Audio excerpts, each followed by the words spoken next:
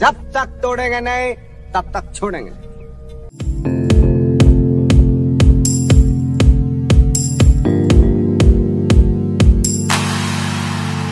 Hello दोस्तों, कैसे हैं आप लोग। उम्मीद करता हूँ आप लोग अच्छे होंगे। दोस्तों, आज हम बात करेंगे द माउंटेन मैन के बारे में। द माउंटेन मैन का नाम लेते तो आप लोग जान ही गए होंगे। अब मैं किसके बारे में बताने जा रहा हूँ।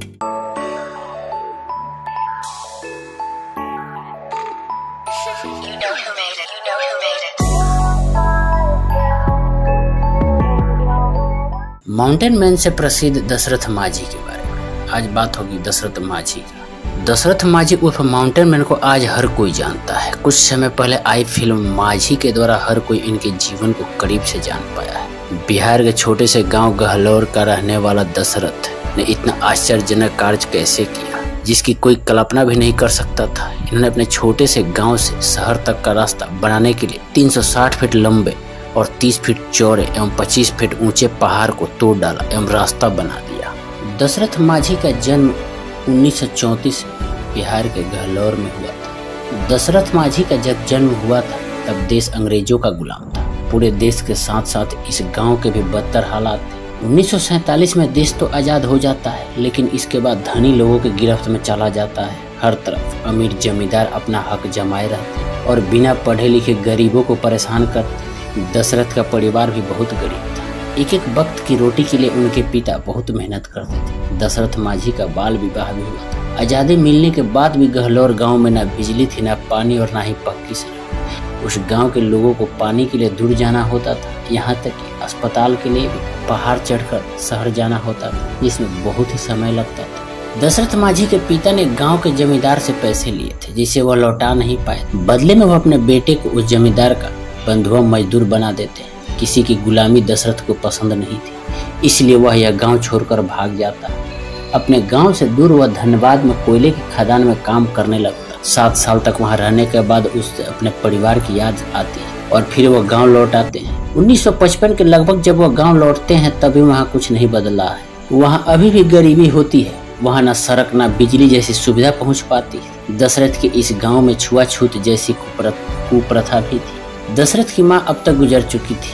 अपने पिता के साथ वह जीवन बसर करने लगते हैं। तभी उसे एक लड़की पसंद आती है। ये वही लड़की होती है जिससे उनकी बचपन में शादी होती है। मगर अब लड़की का पिता उसकी बचपन की शादी को नहीं मानते, क्योंकि उनके हिसाब से दशरथ कुछ काम धाम नहीं करते थे। अपने प्यार की खातिर वह फगुनिया को भगा के ले जाते हैं। दोनों एक अच्छे पति पत्नी की तरह जीवन बिताने लगते हैं। दशरथ को एक बेटा भी होता है। 1960 में दशरथ की पत्नी एक बार फिर गर्भवती होती है। इस समय दशरथ को पहाड़ के उस पार कुछ काम मिल जाता है। फगुनिया रोज उसे खाना देने जाती थी। एक दिन अचानक उनका पैर फिसल जाता है और वो गिर पड़ती है। दशरथ के गांव में कोई अस्पताल न होने के कारण बड़ी मुश्किल से पहाड़ चढ़ के उसे शहर ले जाते हैं, जहां वह एक लड़की को जन्म देती है, खुद मर जाती है। दशरथ इस बात से बहुत आहत होते हैं और फगुनिया से वादा करते हैं कि वह इस पहाड़ को तोड़कर रास्ता जरूर बनाएंगे। और यहीं से दशरथ की कहानी शुरू होती है।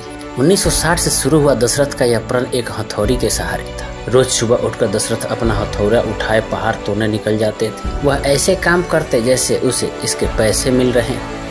बस उसे पागल सनकी कहते, लेकिन वह किसी का नहीं सुनते। इसी वजह से सब उन्हें पहाड़ तोड़ू कहने लगते थे। दशरथ के पिता उन्हें बहुत समझाते थे कि ऐसा करने से उनके बच्चे का पेट कैसे भरेगा, लेकिन वह कुछ नहीं सुनते थे। किसी तरह कुछ पैसा कमाकर बच्चों का पेट भी भर देते थे। ऐसा करते करते कई साल बीत गए और गांव में सूखा पड़ जाता है। सब गांव छोड़कर जाने लगते हैं, लेकिन दशरथ माझी नहीं जाते। वो अपने पिता और बच्चों को भेज देते हैं। इस सूखे की मार में दशरथ को गंदा पानी एवं पत्तियां खाकर गुजारा बसर करना पड़ता था। समय के साथ सूखे के दिन बीत जाते हैं और सब गाँव लौट आते हैं। अब भी सब दशरथ जी को पहाड़ तोड़ता देख आश्चर्यचकित हो जाते हैं।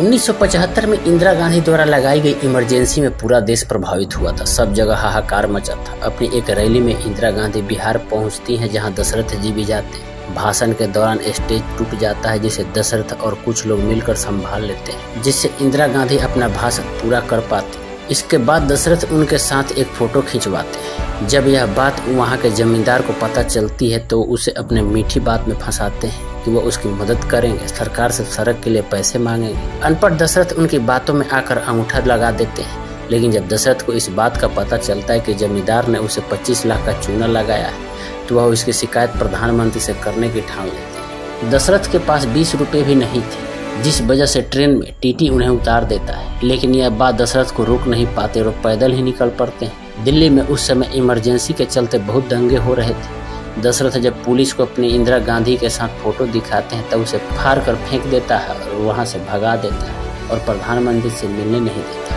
थक हार कर दशरथ अपने घर लौट आते हैं। उनकी सारी उम्मीद टूट चुकी होती है, वह अब काफ़ी बुढ़े भी हो गए होते हैं।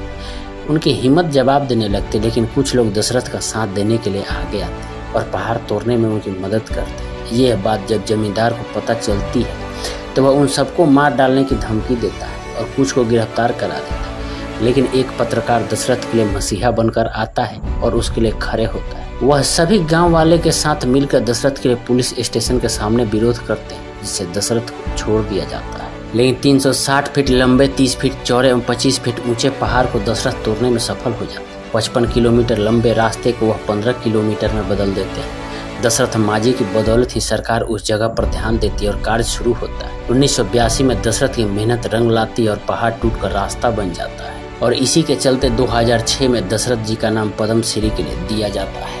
लेकिन दुखद घटना तब हुई जब 17 अगस्त 2007 को दशरथ जी गॉल ब्लैडर में कैंसर होने की वजह से दिल्ली में मृत्यु हो जाती है। मरने से पहले दशरथ अपनी जिंदगी पर फिल्म बनाने की अनुमति देकर जाते हैं। वह चाहते हैं कि उनकी यह कहानी से दूसरे भी प्रभावित हों। बिहार सरकार ने दशरथ माझी के मरने पर राज्य शोक घोषित किया था। 2011 में उस सड़क को दशरथ माझी पथ का नाम दिया जाता है। ऐसे ही दशरथ माझी की जिंदगी से हमें शिक्षा मिलती है कि कभी हार नहीं मानना चाहिए। दशरथ माझी को हम सबका सलाम। तो दोस्तों, कैसी लगी आपको दशरथ माझी की ये जीवनी? यदि आपको अच्छी लगी हो तो कमेंट करके हमें जरूर बताइएगा। और अगर चैनल को सब्सक्राइब नहीं किए हैं तो सब्सक्राइब कर लीजिएगा। धन्यवाद। हमारे चैनल को सब्सक्राइब नहीं किए हैं तो सब्सक्राइब कर लें ताकि हर वीडियो की नोटिफिकेशन आपको मिलती रहे।